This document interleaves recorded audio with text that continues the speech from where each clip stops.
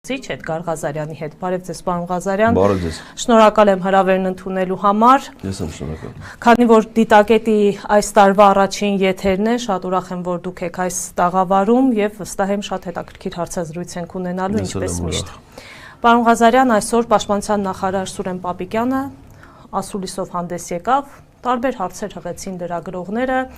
բայց ամենակարևորը այն էր, որ լրագրողներից մեկը շատ ճիշտ եւ կարևոր հարց բարձրաձայնվեց, որի մասին շատ է խոսվել լրատվամիջոցներում, որ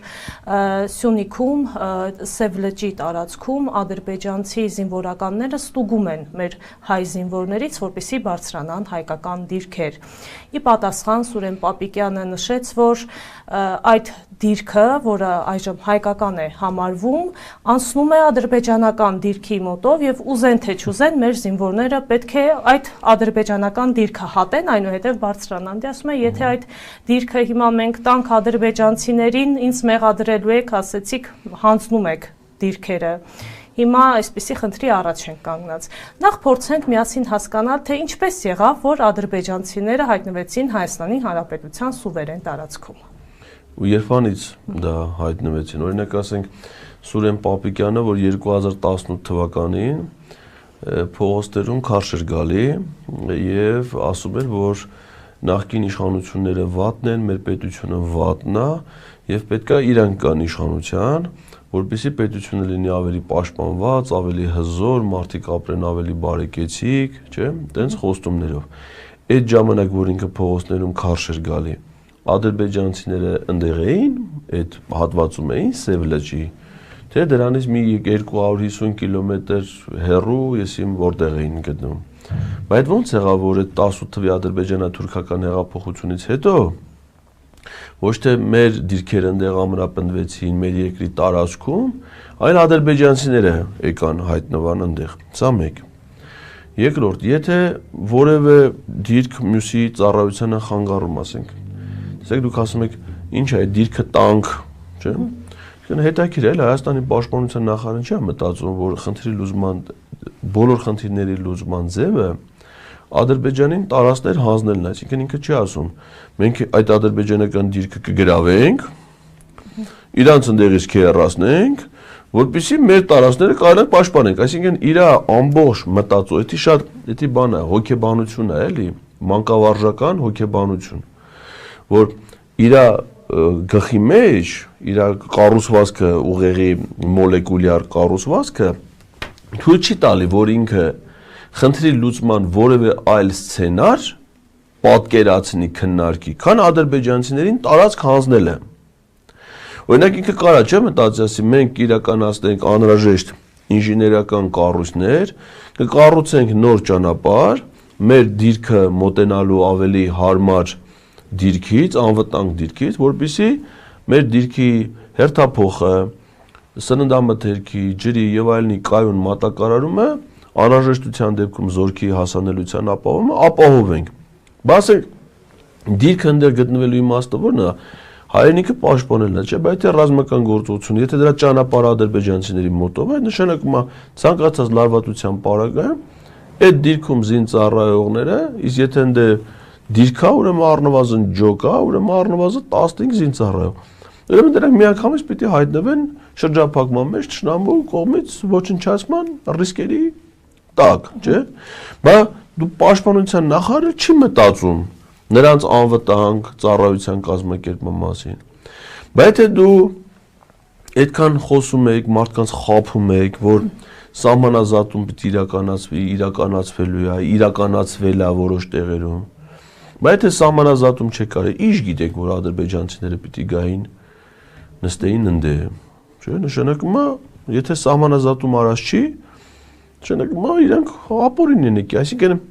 եւ այդ ինչ տեղ ունեցավ 21 թվականին, որ Սև լճի հատվածում հետագայում նաեւ Իշխանասարի այդ ջերմուկի գործողությունները հետագայում 22 թվին, որը ձյունացած կեր 6 ամիս մեծ հարկավոր չէր։ Չէ, այդ ռազմական գործողությունների իմաստը Ադրբեջանի ո՞րն է, որ ինքը, այո, բայց իրանց գործողությունների իմաստը դա է, որպեսզի իրենք գերակա դիրքերը զբաղեցնեն, իրանց հետագա ռազմական գործողությունների համար լինեն ավելի նպաստավոր վիճակում, զբաղեցնեն բոլոր բարձունքները, զբաղեցնեն բոլոր գերիշխող դիրքերը, կտրեն մեր միջդիրքային ճանապարհները, մեր զորամիավորումները թողնեն շրջափակման մեջ, ցանկացած պահի ավելի հեշտ ապահովեն իրենց առաջխաղացում։ Իրանք այդ խնդիրներն են ունեցել, լուծել են։ Հիմա Հայաստանն ունի մի հատ պաշտպանության նախարար, որը ի վիճակի չի մեր երկրի բանակը կազմակերպի, ղեկավարի, դրա մալ որ տեսել է չի կարում, ինչ են որոշան են վերացնեն բանակը, չէ՞։ 2025 թվականի իրենց հիմնական որոշումները ինչին էր վերաբերում։ Առաջին, որ կրճատել զինվորական ծառայության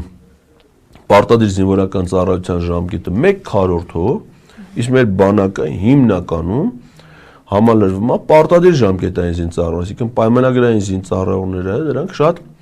ոչ էական առայժմ բանակի ընդհանուր թվականակի մեջ մասնաբաժին ունեն։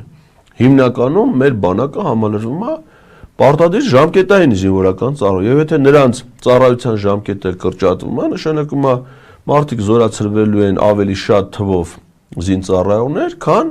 1/4-ով ավելի քիչ համալրվելու է։ Նշանակում է բանակի թվականակը կրճատվելու է։ Դրա հետ միասին նաև կրճատվելու է 25 թվականի բյուջեն հաստատելուց պաշտպանությանը հատկացվող ծախսերը։ Ավելացել է Նիկոլ Փաշինյանի վարչապետի աշխատակազմին հատկացվող ծախսերը, կառավարական ամառանոցի ծախսերը, ոստիկանությանը, դրանք սա նորմալ է, բայց բանակի ծախսերն էլ կրճատում է։ Հիմա Պապիկյանը տենում է, որ չկարում մեզ երկրի պաշտպանությունը կազմակերպել, ասում դե բերեք վերացնենք աստիճանաբար այդ ամեն ինչը։ Ներողություն, որ ընդհատում եմ, պարոն Ղազարյան, ասեց, տեսեք, օրինակ, եթե չեմ սխալվում, 26 թվականին էր վերաբերում, ասեց 1.1 միլիարդ է կազմում այդ հատկացված գումարը բանակին։ Օրինակ 2018 թվականին 640 միլիոն էր։ Զգում եք տարբերությունը։ Չէ, չենք զգում տարբերությունը, որովհետև այդ հատկացումները կառուցվածք ունեն։ Ինչի նպատակով է հատկացվում, ինչ ուղղությամբ են ծախսերը իրականացում, որովհետև եթե բյուջեում գումարներ են նախատեսված, դա դեռ չի նշանակում, որ այդ գումարները ծախսվում են։ Երբ որ մենք նայում ենք ազգային ժողովում բյուջետային հաշվետվությունների քննարկումները, պարզվում է, որ ՊՆ-ում կա կատարողական ցածր մակարդակ պաշտպանության ոլորտի, այսինքն հատկացված ծախսերը չեն իրացվում։ Այն ծախսերը, ընդ որում հիմնականում, որոնք որ աշխատավարձերն են, վառելիքը եւ այլն, այդ վառելիքները ինչի, որովհետեւ իրանց համար հասկանալի մատակարար ընկերություններից են ստանում, այդ իրանց պետք է ստանան, դրանց փողը տան, նրանք իրանց միլիոններն աշխատեն։ Այսինքն այն ծախսերը, որոնք իրանց համար շահեկան են, դրանք կատարվում են, բայց ասենք սպառազինությունների ձեռքբերում եւ այդ ուղղությամբ կատարողականի մակարդակը շատ ցածր է։ Այսինքն երբ որ գումարը հատկացված է, չի նշանակում, որ այդ գումարը ծախսվում է, այդ գումարը նպատակային է ծախսվում։ Այլ Սուրեն Պապիկյանի գործունեության ամբողջական պատկերը կարա տա Հայաստանի գլխավոր դատախազի իշխանափոխությունից հետո,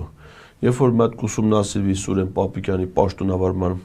շրջանում կայացված որոշումները, դրանց արդյունավետությունը տարբեր տեսանկյունից, կարծում եմ դրա իրավական գնահատականը ամբողջական պատկերը կտա։ Առայժմ ինքը կարա մենակ լրացնի իր քաշի կիլոգրամները ամեն օրվա ընթացքում, կարծում եմ ղազախական ցորեն էր դրանում կարա ունեցած լինի շատ կարևոր նշանակություն, որովհետև ղազախական ցորենից պատրաստում են, չէ՞ բանում է սրնդի մեջ քիչ է օգտագործում է հիմնականում համակցված կեր պատրաստելու համար, իսկ համակցված կերը եւ մսատվությանը եւ կատնատվության նպատակապարագայում կատնատվություն չկա, մսատվության համար շատ էական ազդող գործոն կարա լինի։ Պարոն Ղազարյան, շարունակելով թեման, զավեշտն այն է, որ Սուրեն Պապիկյանը սկզբից ասեց, որ ինչպես շեշտեցի, ստիպված են մեր զինվորները ադրբեջանական դիրքը հատել, որպեսզի գնան մեր հայկական դիրքեր, հետո թեման ամփոփելով ասեց, որ չեն ստուգում, ես հերքում եմ այդ տեղեկատվությունը։ Հիմա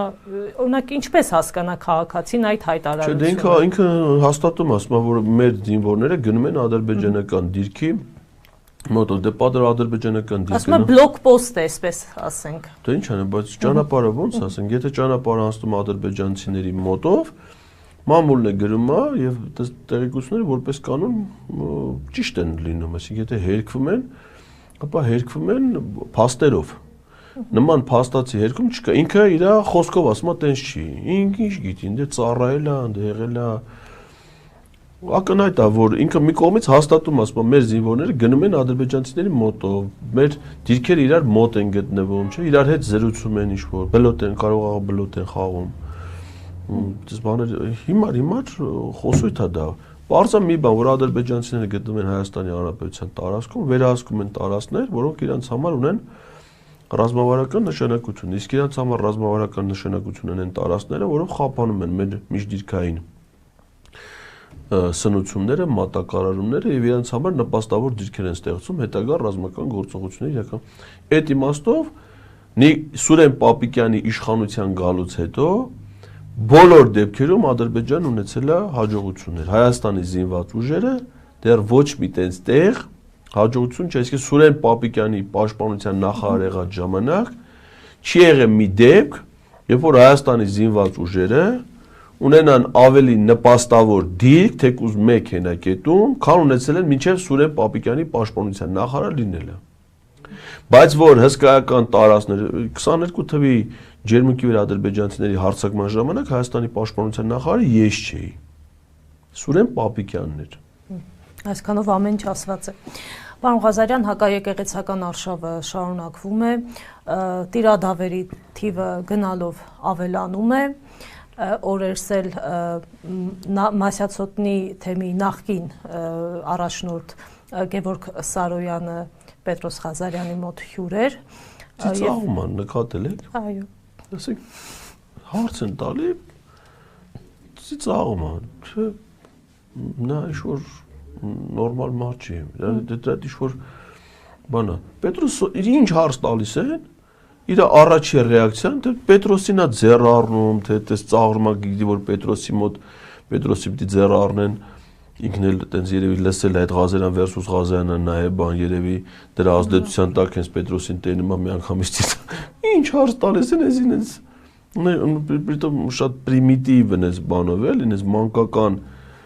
բանով Բայց տեսեք մի քանի մեղադրանքներ հնչեցրեց օրինակ ասում է եկեղեցին փորձում է մեզ ծառայեցնել քաղաքական օրակարգին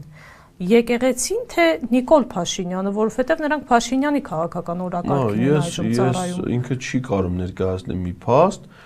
որը վերաբերվի դրան, որ եկեղեցին որևէ ձևով ստիպված լինի, որ ինքը քաղաքական օրակարգի հետ նախ ինքը քաղաքական օրակարգի կարծում ոչ էլ որևէ մեկ կմտածի, որ մասնակցի, որովհետև ինչ օրակարգի որ մասնակցի, նա կվնասի, այսինքն իր կերպարը, իր հռետորաբանությունը, իր մտքերը, իր արտաքին տեսքը հենց գաճաճ ունենց տահաճ են, որ եթե նա ասենք մեկին գովի, նրան վնաս կա, ասենք հիմա օրինակ դա Նիկոլ Փաշինյանին գովում է, չէ՞։ Այսինքն պատկերացրու ինչքան վնաս է դա Նիկոլ Փաշինյանին, ինչքան լավ կլներ օրինակ Նիկոլ Փաշինյանի համար, եթե ինքը դա չաներ, անաներ մի հատ նորմալ կարևոր է, չէ՞, ասենք կարևոր չի, որ քեզ բոլորը լավ բան են ասում, հակառակը Դեպքեր կա, որ եթե մի հատ վատ մարդ քո մասին վատ բան է խոսում, 1000 անգամ դրան շնորհակալություն այդպես, որովհետև եթե այդ մարդուն ավելի հեղինակությունը բերում է, մենակ ամեն մարդու ասած չի, որ հանրության վրա ազդեցություն է, չէ՞ թողնում։ Հիմա ասեք թե դրա քաղաքականը ում է պետք է, ասեք նրա քաղաքական հայացքը, տեսակետը, որ մեկն էլ գնա, այսքանից մեջ գնան դրան ասեն, էլի արի զբաղվի քաղաքականությամբ։ Դες բան չէ, բայց Այո, շատ ճիշտ է ձեր հարցադրումը, որ ինքը այդ ամեն ինչ ասում է այն դեպքում, երբ որ ինքը գնացել է քաղաքական պաշտոն զբաղեցնող, ամենաբարձր պաշտոն զբաղեցնող մարդու մոտ,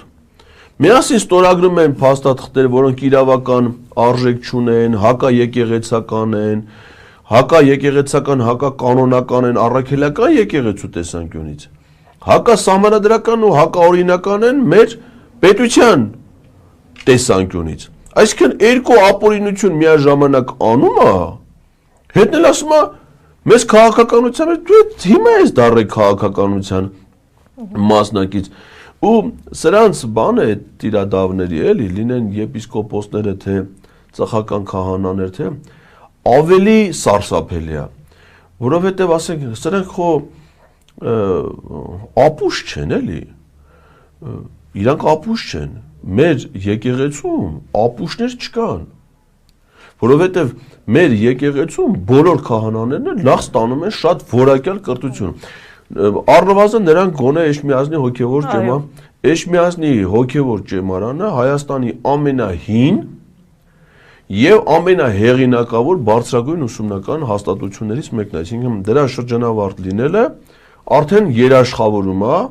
ոչ միայն աստվածաբանական, փիլիսոփայական, այլ ընդհանուր աշխարհայացքի ձևավորման վրա կայուն հաստատուն, իսկեն դա այտենց համասարան չի էլի, որ կոռուպցիա եղածը լինի, եսի մեզ ինչը ավարտի, եսի փողով քննություններ, այդպես բան ընդ երբեք չի, այսինքն այնտեղ հաստատուն լավագույն դասախոսներն են ընդ միշտ դասավանդում են։ Եվ եթե այդ համասարանի շրջանավարտը արդեն նիշա, որը երաշխավորում է նրա գիտելիք։ Բացի այդ մեր եկեղեցին ջանքեր է գործադրել, որ մեր շատ հոգևորականներ աստվածաբանական, փիլիսոփայական հիմնականում կրթություն են ստանում արտերկրի տարբեր համալսարաններում։ Շատերը հանգամանքների բերումով ծառայում են արտասահմանյան տարբեր երկրների թեմերում, Եվրոպայում կլինի, Ամերիկայում կլինի, դա նպաստում է իրանց նաև աշխարհաճանաչողությանը, բազմամշակութային միջավայրում գործելուն, այլ եկեղեցիների, այսինքն ընդհանուր հենց նույն այդ Գևորգ կարծեմ արտասահմանյան կրթությունն է, մեր եկեղեցու շնորհիվ բանը մագիստրոսական թե դոկտորական պաշտպան է եվրոպական այսինքն ինքը ապուշ այդ վարկածը բացառում ենք, որ ինքը ապուշ է, չի հասկանում։ Ու դա ավելի է բարդացնում իր վիճակը, բայց եթե դու ապուշ ես, դու չես տենում, երբ հասկսվի այս process-ները եկեղեցու դեմ։ Բա որ չես տենում, բա մեզ է չես լսում, լսում է, չէ։ Բայց դու չես լսում, որ մենք հիշեցնում ենք, որ մայիսի 22-ին Ալաշուքյուր Փաշազադեն հայտարարեց, որ հայաստանյաց առաքելական եկեղեցին վտանգ է ներկայացնում տարածաշրջանի անվտանգության համար, խաթարում է խաղաղության օրակարգին, որ դրանից հետո ամենայն հայոց կաթողիկոսը, Ալաշուքյուրն ասաց, որ պետքա Երևանում եւ Էջմիածնի Ղազիատ ստեղծեն Կովկասի մահմեդականների, ոչ թե պիտի ստեղծեն, ստեղծել են, որ դրանից այդ եղել է մայիսի 22-ին, որ դրանից հետո եղել է վեհապարի ելույթը Շվեյցարիայում, ամսի 28-ին հրապարակվել է, ամսի 29-ին Նիկոլ Փաշինյանը ասել է, որ մեր եկեղեցիներում, բայց Նիկոլ Փաշինյանն ասում է, մեր եկեղեցիներում չուլան կա, աղբ կա, բայց դու գնում ես այդ մարդու հետ հանդիպում, բայց չես ասում, պարոն վարչապետ, ես թեմի առաջնորդ եմ, իմ առաջնորդած թեմում կան մի քանի տասնյակ եկեղեցիներ, վանքեր, սրբավայրեր, մատելը խնդրում եմ ասոտերնեմ, ընդ որտե է չուլան, դու դրանցից որտեղ ես գնացել, որ այդ եկեղեցում տեսել ես կառավատ, որ կառավարության նիստում, հլում ես, ասում ես, մեր բոլոր եկեղեցիները խնամված, գտնվում են եկեղեցում ծառայող հոգևորականների և հավատացյալների, եկեղեցական թեմերի, ամենօրյա հոգատության, մարդիկ եթում չոքում իրանց ձեռով եկեղեցիների գետին են մաքրում, պատերն են մաքրում, տարածքն են բարեկարգում, մեր ամեն եկեղեցիները իրանք տեղով շինությունները բարեկարգնելուց, նրանց բակերը, բակային տարածքները, այդ համայնքների ամենա բարեխնամ, ամենալավ վայրերն, բայց դու ո՞նց ես վիրավորում է, հելել ես, գնացել ես, նստել ես դրա դեմը, բայց չես ասում, այդ ինչեր ես խոսում, լավ դու ժամանակագրորեն չես հասկանում, դու ելել ես ասում ես, Արշակ Սրբազանի մասին տեսանյութ է տարածվում, պիտի դա քննարկենք։ Եվ սկզբից ասում է ուղարկվել է մեզ։ Ու քննարկողն էլ ով է, ենթադրենք Քյարամյանը, որի արածի տեսանյութը ուղղակի չկա, արդյունքը կա։ Արդյունքն էլ մեդալները շարում, նստում է, սա նորմալ։ Այսինքն որ դրա ստեղծման բանը չկա, տեսանյութը, նորմալ է։ Բայց թե որ Արշակ Սրբազանի վերաբերյալ մի հատ ակնհայտ կեղծ, Արշակ Սրբազանն ասում է, կեղծ տեսանյութ է, փաստաբան Արսենը Բաբան ասում է, կեղծ տեսանյութ է, ոչ մի հավաստիություն չկա, այսինքն օրենքը մեր երկրի ասում է, քրեադատավարական իմաստով, որևէ ապացույց չունի իրավական արժեք, եթե դա օրինական ճանապարհով ձեռք չի բերվել։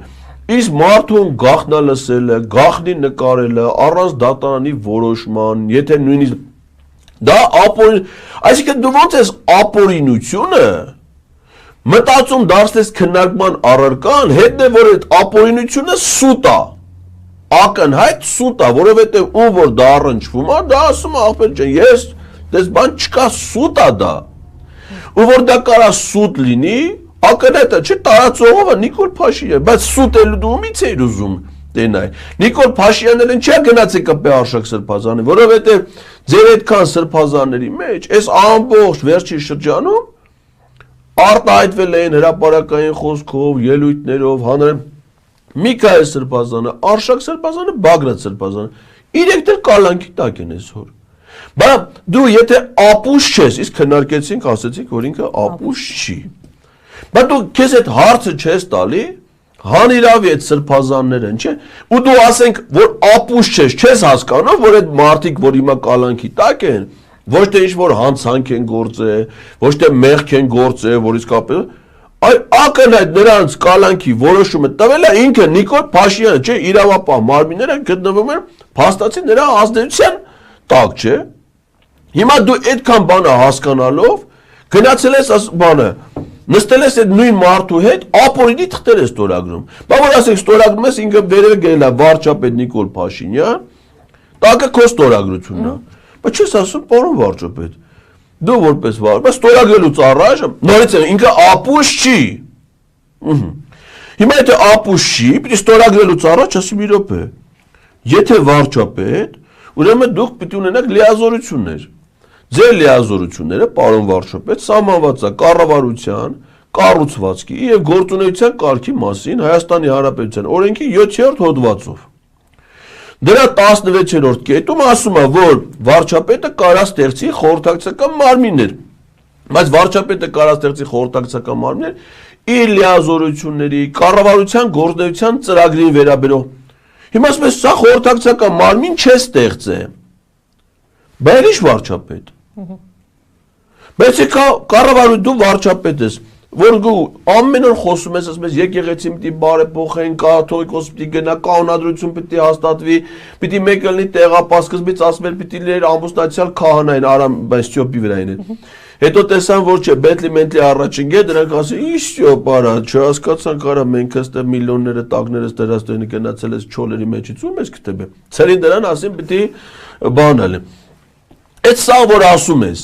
հələ մի հատ խնդրում եմ բացի կառավարության գործունեության ծրագիրը։ Տենանք այդ քո ասածները որտեղ է գրած։ Ո՞վ է քեզ իրավունք տվել այդ հարցը։ Կառավարության գործունեության ծրագրում չկա, քո լիազորությունների մեջ չկա, օրենքն էլ արգելում է, որպեսզի դու դրանով զբաղվես։ Քրեական հանցանք է։ Հետո մտնես եկեղեցի, ասես պատարակ սենց աս։ Էս կասեք, էս չեք ասի։ Էդի քույր հələ մեկ պատկերացրու, նույնը ինքը աներ, ինչ որ անում է մեր եկեղեցու դեմ, Եհովայի վկաներ կազմակերպության դեմ։ Նույն բան, այսինքն գրառումներ աներ, ինքնից աներ, կնիկն ասեր Եհովայի վկաների ղեկավարները մանկապիղծներ են, չի ասել, ենթադրում եմ, որ ասեք, այտենց ասել ինչ կարող լիներ։ Բաները հետո ինքը ասի իրանց այդ հավաքների տեղերը չուլաներ ու աղբանոցներ են, իրանք կանոնները խախտում են, պետքա փոխվի, ես հեսա սրանից հետո էթա մտնի դրանց ժողովների գնալուց առաջ KGB-ի աշխատողներին ուղարկի, այդքան դռները փակեն հաջորդ օրը նախարարներով Գևորգ Պապոյանը, էթա են իր հետևի ձախ ոտով ընդ խաչակրկվի ընդ իր ուզած բաները այդքան լսվեն, հետո հաջորդ օրը լեն դուրս գան նորից մի հատ ժողով։ Հələ մեկ պատկերացրու ինքը այդ նույն բանը անի, միջազգային ցանց հանդիսացող այլ կրոնական բարի փոխաբերականի բանը ուղիղ իմաստով դժվարանում եմ այդպես պնդում անեմ, բայց փոխաբերական իմաստով շարվարը քահանեն կղխից քաղաքցնեն։ Փոխաբերական իմաստով։ Որտեղ կարող է չեմ անում ուղիղ իմաստով դες բան կանեն թե չէ։ Բայց հաստատ չեն թողնի որ նա այդպես որտեղ ինչի կանեն, որտեղ կբերեն կդնեն դեք ասի դու ով ես։ Վարչապետը ինչ գործ ունի, դու պետության ղեկավար պաշտոն ես զբաղեցնում այդ պետության սահմանադրությամբ ասում է որ պետությունը անջատա եկեղեցուց, դու իրավունք դու ունեք օրենք, որ այդ օրենքը թույլ չի տալի միջամտեք որևէ կրոնական կազմակերպության գործունեությանը խաթարեք դրանց։ Այսինքն այդ ամեն ինչը որ պիտի ասեն ոչ թե որ բանդիտություն կանեն, ուժ կիրար, այլ կբերեն այդ ամբողջ իրավական հիմքերը, միջազգային աղմուկ սկանդալ կսարքեն, կդնեն դեմը, կասեն գնա օրինական ապօրինությունները թարգի, օրենքով Բայց նույնը մեր եկեղեցուն է վերաբերում, չէ՞։ Հիմա եթե Գևորգ Սարոյան այդ Օպելն է, չէ՞։ Հա, էլ դե որ բենդ ես տենց մեծ նկար է դրել, չէ՞, որ այնի բենտլիներ ես։ Հիմա եթե ասենք դե Օպել դու գնաց է մտել ես այդ գազելը, այդ չի նշանակում որ դրանից մեր հանրային կյանքը, օրենքները ամեն ինչը փոխվում է։ Իսկ թե ինքն չի գնաց է մտել, դա էլ Արթուր Վանեցյանը ասաց։ Արթուր Վանեցյանը պատահական մարդ, ջահացը տնօրենն է եղել։ Ասում դրանցից սաղի վրան կոմպրոմատներ կա։ Հավանաբար իրանք ասում է այդ պախինքրանքն այնքան միամիտ են։ Իսկ եթե դու կոմպրոմատ ունես, այն մի հատ անուշ հայվան, թե անուշ մի հատ դες Անուշավան գիտի։ Կոմպրոմատը հետ մանա տալի։ Այսինքն որ լրագրողը նկարում տենում ես ասես էսա ծրա կոմպրոմատը։ Явно երևում է, էլ ասենք մենք երեխա չի գիտի։ Կոմպրոմատը, բայց դու կոմպրոմատը ունես։ Եթե մտածում ես, որ ինչ-որ մի գաղտնի ծառայությունում դրա մասին գիտեն, դրանք ո՞րտից գիտեն։ Ուրիշ մեկն ասել է, չէ՞։ Այն մեկը դրանց ասել է գիտես չի գալու լրագրողներին ասի, ուրիշ տեղ ասի։ Էլ ասում են մեկը, եթե ունես, մեկը իմանալու են։ Հիմա ասենք թե Միրզա Խանյանը որ կա։ Բայց եթե երեխան տեսել ես մի քիչ քերուն նման, արա դու լռնի, որը քթից թռած։ Եթե դի կա Հիմա պարտադիր պիտի ացնի թե ինչ-որ մեկին, ուրիշ մեկ չի կարա ասի։ Եթե ունես արդեն ունես էլ այդ կոմպրոմատը, չէ՞, էլ ինչ ես դրա համար դու անհանգիստ։ Ինչ տարբերություն ով դրա մասին կասի։ Կամ են վայոզորը մեկ կա, չէ՞։ Ասենք Սրբազանի կաֆե հասկացություն աշխարհում ոչ միայն դու գնա Իտալիա հարցուր ասա կարդինալի կաֆե, տենց հասկացություն կար, այդ մեր եղնաձորմա։ Էդ էլ ասեք այդ հասկացություն ինչից է առաջացել, խո սուտ չի էլ է, չէ։ Մարդիկ տեսել են, գիտեն, այն գլխից ասել է Սրբազանի կաֆեն է, չէ, կամ այդ Սրբազանի բասեինն է, այսի Սրբազանի գեզն է։ Հիմա որ դու գնացել ես դառել ես նիկոլական։ Պարտադիր պիտի Նիկոլետ բաց, ոչ չի կարա ասի։ Ասենք նորավան գնացողները չգիտեն, որ զուգարանի մուտքը 200 դրամ է։ Բայց չգիտեն այդ փողը ում փողն է։ Ինքն ախը մի հատ էլ ուրիշ հոգևորական կա նորավան, հիմա գնացել Արմավիր տեղ։ Այդ զուգարանի փողի վրա տվին արին կռիվ։ Դրան հիմա երկուս գնացել դառը տիրադավ։ Չեն կարում բաժանեն։ Ինչ կան դե չբաժանելու։ Ասավ եկա մարդը, եկել նստեք, ասեք տղաներին, իմ աղջիկներին քոներ։ Ինչ կա դրա մեջ էլի։ Հիմա մի քիչ ավել, մի քիչ պակաս։ Իդեպ Պետրոս Ղազարյանը հարց է հղում, ասում է ինչպես է ստացվում, բոլորի մասին ինչ որ բան ասում են, որ երեխաներ ունեն եւ այլն, ժպտալով Գևորգ Սարոյանը ասես ես չունեմ, ու այսպես երկակի ժպտաց։ Չէ, այդ ժպտալը էդի ապուշ դրան ուշացում է, էդի ուրիշ բան է։ Պաթոլոգիա է։ Դա մասնագետները պիտի ասեն, թե ինչի այն կանտա ծիծաղում։ Բայց այդ բավոր չունես, բայն պարտադիր անպայման ընտանիք ունենես, բայն հեռախոսազրույցն ունես, այդ արդեն սաղս էլ ունենք YouTube։ YouTube-ը չունես, ասա։ Պարոն Ղազարյան, կապված Արշակ Սրբազանի տեսանյութի տարածման հետ, իհարկե իշխանական լրատվամիջոցները հենց առաջին օրը գրել էին, որ դա արել է ամենայն հայոց կաթողիկոսը, Մասյացոտի թեմի նախկին առաջնորդ։ Դա Պետրոս դրան բռնեցրեց։ Հեսա մշակերում դրա անելու եմ, էլ եկո շաբաթ կնայի։ Բայց Պետրոս է, որ Պետրոսն է, չէ, ասեք սաղս է, գիտենք, որ վերջ է, էլի, դե հիմա Աստված հեռու պայ։ Պետրոս գլխին գա, որ ասում է, քո ասածը սուտ է։ Բայց դու մի կողմից ասում ես Արշակ Սրբազանը, վեհապար Արշակ Սրբազանին պաշտպանում, ամենք վեհապարի դեմ եղել ենք, ասում ենք ինչի ես դու Արշակ Սրբազանին պաշտպանում, հետն էլ ասում ես Արշակ Սրբազանը ամենաշատը վեհապարին չի սիրում, վեհապարի մասին ինչ կավատ բան կա, Արշակ Սրբազանն է տարածում, Արշակ Սրբազանի մասին ինչ կավատ բան կա վեհապարն է։ Բայց մենք վեհապարի հրաժարականը պաշտպանում ենք, թե ինչի է պաշտպանում Արշակ Սրբազանին։ Ըստ այդ համադրությունը, որ անում ես, արդեն կասկածի մեջ ես գնում, կարող այն մարդ սուտուկետի ամեն դեպքում ապուշա։ Բայց դժվար էլի։ Ուղղակի անազնիվ է ինձ թվում։ Ձեր թույլտվությամբ ընթերցեմ Նիկոլ Փաշինյանի հայտարարություններից մեկը Facebook-յան գրառում է, գրել է. ասել եմ, որ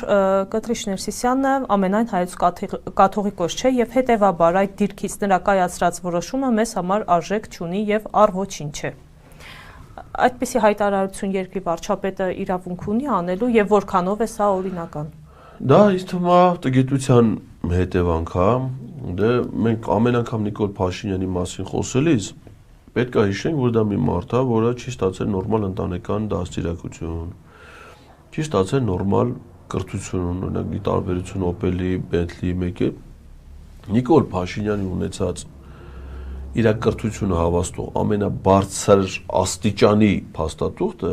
Իջևանի թիվ 1 դպրոցի ավարտական ատեստատն է։ Փաստաթուղթ, որից նույնիսկ Վահե Ղազարյանն ունի։ Էդա իր կրթությունը,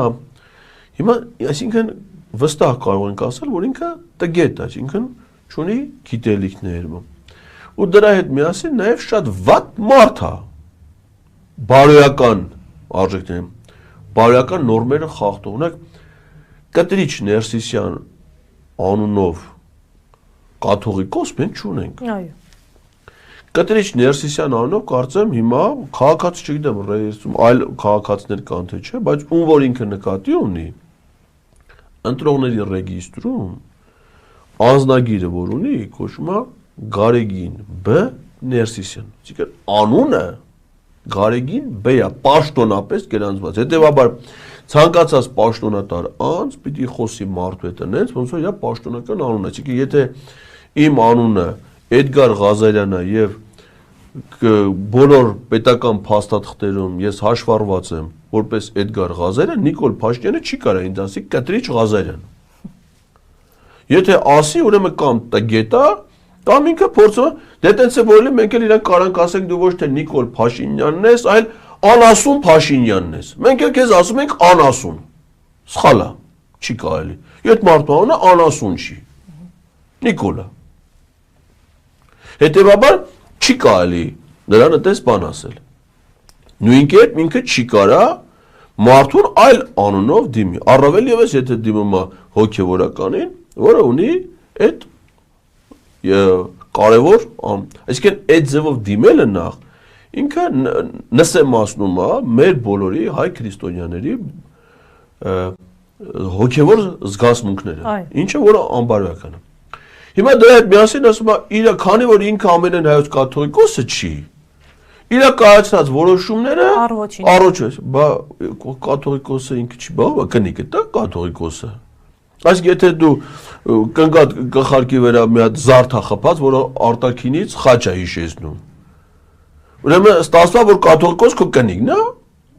բա եթե Գարեգին վեհապարը չի մեր կաթողիկոս, բա ով է։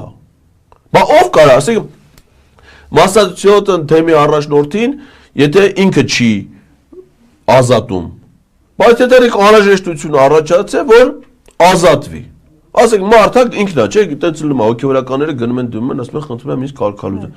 Բա ով պիտի դա անի։ Եթե մենք կաթողիկոս չունենք, կաթողիկոսը ինքը չի, բա ով պիտի անի։ Ասեք, եթե ասողը ո՞ց կարած, չէ, դες բանա։ Ես որոշումներ չեմ ընդունում, եթե ասը, այդ ձևի ինքն էլ ենթադրենք մարզպետներն է, չէ՞ նշանակում։ Նախագծական, բայց սրանք այդ նույն Գևորգ Սրբազանին կաթողիկոսն է նշանակել թեմի առաջնորդ։ Այդ թեմը այդ կաթողիկոսն է ստեղծել։ Եվ բոլոր տիրադավերին։ Բայց ո՞նց է նշանակելուց օրինական է իր որոշումը։ Ազատելուց դառավ անօրինական, դες բան ո՞նց է անում։ Այդ նույնը բանն է, չէ՞, ասում է Սյոպան։ Ասում է ես չեմ ընդունում իր որոշումը, որովհետև ինքը բանը որպես կաթողիկոս չեմ ընդունում։ Այդտեղ ես կարող եմ ես եմ ձեռնադրել։ Ես դες բան չեմ արել։ Չէ, այդ կաթողիկոսն արել։ Բայց ձեռնադրելու պահին, բայց չէին ասում, դու ինձ ո՞նց ես ձեռնադրում, դու տենց իրավ։ Ինչը, ասեք այդ ձեռնադրելու պահին։ Կաթողիկոսի կարգավիճակում, իր վերաբերյալ ինչ որտեղ, ինչն է, ոչ մի չի փոխվել։ Բայց ժամանակ որ նշանակելուց չի փոխվել, հիմիկվա համեմատ։ Նշանակման որոշումը ո՞նց է լեգիտիմ համարում։ Ազատման որոշումը համարում է ապօրինի։ Դες բան ո՞նց ալու։ Հա, այդ նույն ձև Նիկոլ Փաշինյանը մարզպետն է, չէ՞ նշանակում։ Հիմա ասենք թե մենք այդտեղ ասենք բանը։ Չենք ընդունում, որ կռազն, ռազի տղանը ինչ այն որ Արարատի մարզպետը։ Սկզբից ռազներ, հետո տղան, չէ, տղան չեմ հիշում, կռազ եմ ասում։ Որ հեշտ լինի էլի բանը։ Հիմա ասենք թե որ դու դրան նշանակել ես մարզպետ։ Հիմա որ վաղը դու դրան մարզպետից հանես, դրան եմ ասում, որ Արարատի մարզել նույն բանը դրա համար դրան հիշեցի։ Մյուսների դե առանձնապես տարբերություն չկա։ Հիմա ասենք որ դրա կառավարությունը բանը, որևէ մեկը կարասի կաթոլիկ ասի, արա մեկը Նիկոլա Սուտ բանը, ապօրինյա պաշտոնավարում, իր իշխանությունը լեգիտիմ չի, որտեղ ինքը կառավարության գործունեության ծրագիրը չի արել, ինքը իր խոստումները չի կատարում, ինքը ապօրինի զավթել է իշխանությունը, հետևաբար իր կայացած որոշումներն էլ առոչինչ են։ Հետևաբար կռազին գործից հանելը համարում ենք ոչ լիարժեք, մենք համարում ենք, որ ռազնա մարզպետը։ Դեսպան Պարոն Ղազարյան, իդեպ տեսել եք Աննա Հակոբյանը արդեն չինարենով է ելույթներ ունենում, հանդես գալիս։ Ըստ ձեզ հիմա ինչով է ավարտվելու այս հակաեկեղեցական արշավը, որովհետև պարոն Ղազարյան մենք տեսնում ենք, որ Նիկոլ Փաշինյանը իր նպատակից հետ չի կանգնում։ Եթե իհարկե դա իր նպատակն է միայն։ Չի հանդամը կանգնի։ Մնացեմ ասում, որ նաև ինքն էլ հասկանալ այդ իրանց խաղաղության լեզվով էլ։ Կաթողիկոսը, մեր կաթողիկոսին ընտրում է ողջ հայ ժողովուրդը։ Կաթողիկոսի ընտրությունը կատարում է ազգային եկեղեցական ժողովը, որի պատվիրակների մի մասը աշխարհականներ են, մի մասը հոգևորականներ են, ընդ որում գրեթե բոլոր բարձրաստիճան հոգևորականները մասնակից են լինում կաթողիկոսի ընտրությանը, այդ ընտրությունը կայացել է, այդ ընտրությունը օրինական է, մեր ողջ ժողովուրդը ընդունել այդ ընտրության արդյունքի ժամանակին, որից հետո եկեղեցական մեր հայ եկեղեցու բոլոր ծիսակարգերով եւ Սուրբ Հոգու վկայությամբ Գարեգին երկրորդ վեհապառը օծվել է որպես ամենայն հայոց կաթողիկոս։ Եվ մեր եկեղեցու կարգով ամենայն հայոց կաթողիկոսի պաշտոնավարման ժամկետը որոշում է Տեր Աստված, որովհետև կաթողիկոսը ընտրվում է ցմահ, իսկ թե ինչքան պետք է գահակալի մեր կաթողիկոսը, դա Աստծո որոշելիքն է։ Հետևաբար Աստծո որոշման դեմ որևէ մեկը որ դուրս եկավ, դա տիրադավ սատանա է, որովհետև Աստծո եւ նրա որոշումների դեմ պայքարում են սատանաները։ Մինչև հիմա հələ դրանք հաջողության չեն հասել, որովհետև Աստծո դեմ պայքարի դուրս եկած բոլոր գործիչներ կլինեն, անհատներ կլինեն, կազմակերպներ, բոլորը ջախջախվել են։ Տենց է դրա ձևը։ Հիմա էլ հա իրանք համարձակում են, չէ՞, ասենք մեկը կա ալում Աստծո դեմ ինչ-որ խոսք ասում, անիծվում է։ Մեկը տենում ես դժբախտություն եկել է դրա գլխին։ Ես չեմ կարծում, որ այս մեկը պետք է բացառություն լինի։ Հիմա ասենք թե որ միտեղ աստվածաբանության մեջ մեր եկեղեցական կանոնակարգում գրածներ որ Թալինի քաղաքապետ Տավրոսն է որոշում։ Ինչքան պիտի կաթողիկոսը մեր պաշտոնավարի։ Դուք ասենք դե հիմա Տավրոսն էլ որոշել է, որ պիտի կաթողիկոս հեռանա։ Բայց եթե այդպես բան չկա, Աստվածն է որոշում։ Ուրեմն Տավրոսին ասենք Տավրոս ջան, բեր փորձանք մի բեր քո գլխին։ Մեղք ես։ Դու էլ ես մարդ էլի, այն դժբախտությունները բաները որելում են, դա մարդկանց են ելնում։ Մի արած այս բան, իզուր տեղը դժբախտության էլ մի արժանանա, որովհետև Աստծո դեմ դուրս եկողը անեծքի է արժանում եւ ստանում է։ Ով էլ լինի դա է առնելու։ Մեր կաթողիկոս օրինական ընտրված կաթողիկոսը, իդեպ Գարեգին վեհապար կաթողիկոսն էլ ունեցել է հրաշալի գահակալություն, դա եղել է մեր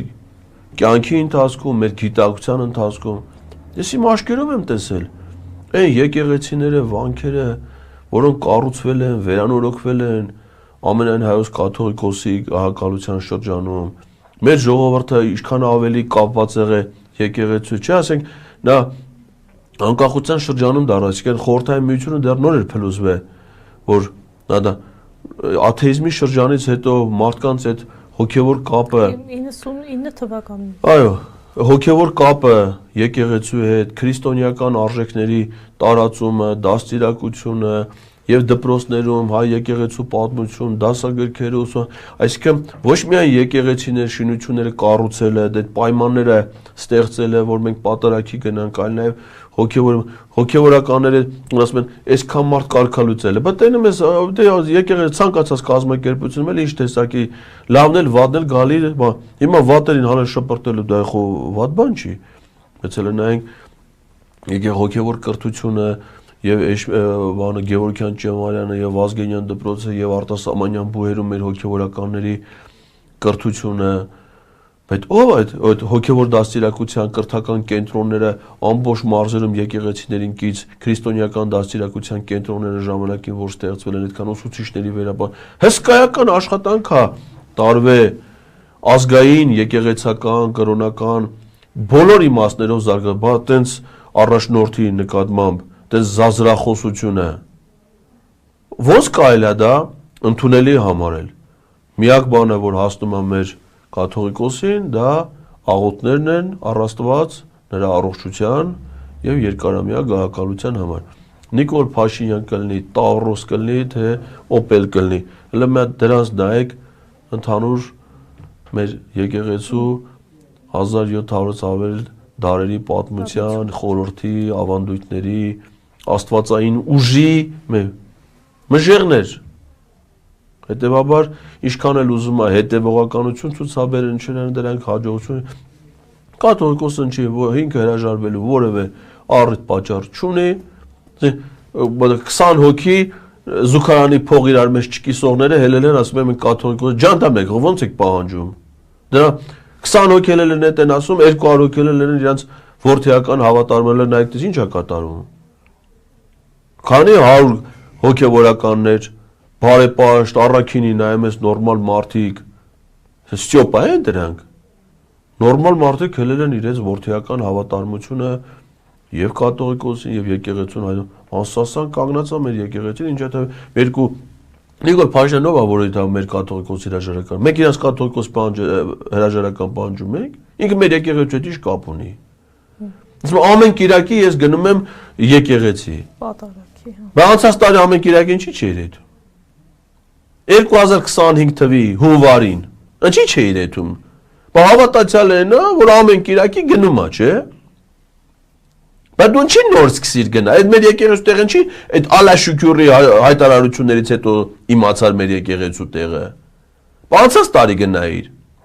Այս տարի կմասնակցեմ Սուրբ ծննդյան պատարագի Բայց անցած տարի չի չէր մասնակցում Նախանցած տարի 2021 թվականին չի մասնակցում Ոչ մի պատարագի տաղավար տոների Էմիս օրերին չեմ ասում գոնե տաղավար տոների գոնե Սուրբ ծննդյան ու Սուրբ հարության տոնին գնայ չի եթում Բայց չի չէր եթում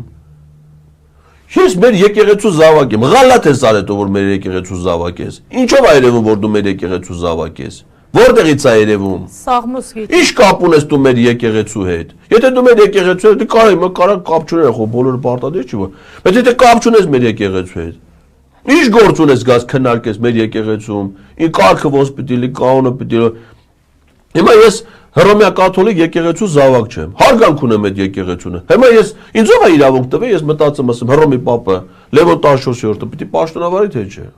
Հələ ասում եմ իր պետ ինչ ընտրություն արիք այդ կարդինալներով գնացիք վանքը փակվակ սև ծուխը որն է սպիտակ ծուխը որն է բյուլետենները վառիկ հələ մատ բերեք տենանք ինչ Դանիել Լեոնիսյան օրինակ դիտորդական առաքելություն իրականացրել այդ ընտրություններին բա չելա Պարոն Ղազարյան իդեպ քանի որ սկզբից խոսեցինք Պաշտպանության նախարարի ասուլիսի մասին նշեմ, որ նա հայտարարել է, որ Պաշտպանության նախարարության այն աշխատակիցների զավակները, ովքեր օտար երկրա քաղաքացիներ են, աշխատանքից ազատվում են։ Ինչ կապ ունի, թե զավակը, որ երկրի քաղաքացի է, բանա աշխատակցի։ Լավա չի տանակահար է։ Ինքը որ բանակում ծառայել է, Սուրեն Պապիկյանը իր վերադասպային դանակահարել է։ Դե կա լրատվամիջոցներում այդ։ Դա լրատվամիջոցները բանտանաստ է։ Նա նախկինում դատված է, համաներում է բանտից ազատ։ Բայց պաշտպանության նախարար է։ Հիմա լավ այդ մարդկանց գործից հանելած, կարա չէ, ասենք մի բան լսի մարդու մասին, ասի քո երեխեն, ասենք Ռուսաստանի քաղաքացի է կամ Վրաստանի քաղաքացի է։ Դա կվերցի դա։ Սպասելի է, արելը կարող է, չի արել։ Հələ լավ է ազատումը։ Ասենք հիմա ուզում եմ հասկանամ, ենթադրենք ՊՆ-ում աշխատում է մի հատ սպա, գնդապետ, համակարգում, կամ բանակում որևէ, որոնք ախալկալակից են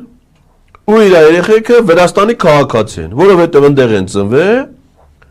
այդ օրինական ընդեղ ծնվել են, քաղաքացիությունը ստացել են, իրանց պապանել հետո եկել է Հայաստան, Հայաստանի քաղաքացիությունը ստացել, անցել է ՊՆ, այդ մարդու մեղքը որն է, ասենք, որ ինքը ծնվել է ախալկալակում, իր երեխեքը Վրաստանի քաղաքացի են։ Ուզում եմ մնամ, դա մեղքը որն է։ Հիմա մեկ կարա տենց լինի, մեկն է կարա լինի, ես չգիտեմ, բանին Էդվարդ Ասելյանին էլ է ազատել գործից։ Էդվարդ Ասելյանի կինը ռուս է։ Ազգություն, դա նորմալ է, կարա դերվա։ Կարծեմ, եթե չեմ սխալվում, այն վատ մամուլներ գնում, որ երեխեքները Ռուսաստանի քաղաքացի են։ Ինքն էլ ըստ Սուրեն Պապիկյանի պատկերացումների Ադրբեջանի քաղաքացի է։ Ասելյան, որովհետև Սուրեն Պապիկյանը չի ընդունում, որ Արցախը մեր հայրենիքն է։ Ինքը մի ժամանակ էր ասում, որ Աղդամն է իր հայրենիքը։ Բայց եթե Աղդամն իր հայրենիքն է, Հադրութը հաստատ հայրենիք է դառնում էլի։ Բայց Հադրութից է։ Հիմա եթե Սուրեն Պապիկյանը ընդունում է, որ Արցախը Ադրբեջան է, 91 թվից, այդ նշանակում է Էդվարդ Ասելյանը Ադրբեջանի քաղաքացի է։ Հենց ինքը։ Էլ երեխեք չեմ ասում, որ երեխեքը լավ էլ Ռուսաստանի են։ Կարար դրա կենիքը թուրքը լավ ռուս է։ Հիմա ինչ պիտի անեն դրան։ Այսինքն դա մեղքը ո՞րն է։ Հիմա մարդը այդ աղջկանը սիրը ամուսնացել, դա մեղք, այդ իր ծառայության հետ ինչ կապ ունի։ Կապ ունի դրանով, որ եթե երեխան մանավանդ որ մեր երկրի օրենսդրությունը, այդ թվում զինվորական ծառայության մասին օրենքը, աշխատանքային օրենսդրությունը սահմանափակում չի դնում։ Սահմանափակում դնում է կոնկրետ գործ, այսինքն եթե դու այլ երկրի քաղաքացի ես, չես կարա Հայաստանում բարձր պաշտոն զբաղեցնել, այսինքն եթե Սուրեն Պապիկյանը լիներ նաև Ադրբեջանի քաղաքացի, ինքը ասել է, որ ինքը Աղդամն իր հայրենիքն է, այսինքն իր հայտարարության համաձայն ինքը Աղդամի թուրք է։ Բայց ինքը քաղաքացիությամբ Հայաստանի Հանրապետություն կարա մնա որպես պաշտոն։ Հիմա եթե ինքը լիներ Ադրբեջան, համել ունենար Ադրբեջանի, չգիտեմ դիմելա թե չէ, եթե երկու քաղաքացի լիներ եւ Հայաստանի եւ Ադրբեջանի չէր կարալեր պաշտպանություն։ Օրենքը թույլ չի տալի։ Բայց մյուս ծառայության պաշտոնների համար նման սահմանափակում չկա։ Այդ մարդիկ դիմելու են դատարան վերականգնվում են։ Այսինքն ինչ է ուզում դրանով ասի, որ եթե ենթադրենք մարդու ընտանիքի մի անդամը այլ երկրի քաղաքացի, ուրեմն այդ մարդը այդ երկրի ազդեցության տակ է, ով ասում, բա եթե պարտադիր անպայման երեխեդ ուրիշ երկրի քաղաքացի լինեն, որ այս ազդեցության տակ, հնարավոր չի, որ երեխեքը դու ես աղտել եք Հայաստանի քաղաքացի, այսինքն Թալինցի։ Անտել էլի Տավրոս։ Ու դու ազդեցության տակ չէ, հնարավոր չի դες բանել, ինչի հնարավոր չի։ Բայց դրա համար որպեսզի պարզեն, կա հետախուզություն, արտաքին հետախուզություն, հակահետախուզություն, ռազմական հետախուզություն, բայց դրա այդ ծառայությունների իմաստն է, որպեսզի պարզեն։ Մեր պետությանը պետական կառավարման համակարգում կամ այլ ոլորտներում արտաքին ազդեցության վնաս տվող գործոններ, գործիչներ կան, թե չէ, եթե կան, պետք է բացահայտ, եթե չկա մենակ այն բանի համար, որ հիմա կարող է մեկ երեխան գնացել Ռուսաստան սովորել է, ուսման վարձի զեղչից օգտվելու համար դիմել է ստացել է, ենթադրենք Ռուսաստանի քաղաքացիություն։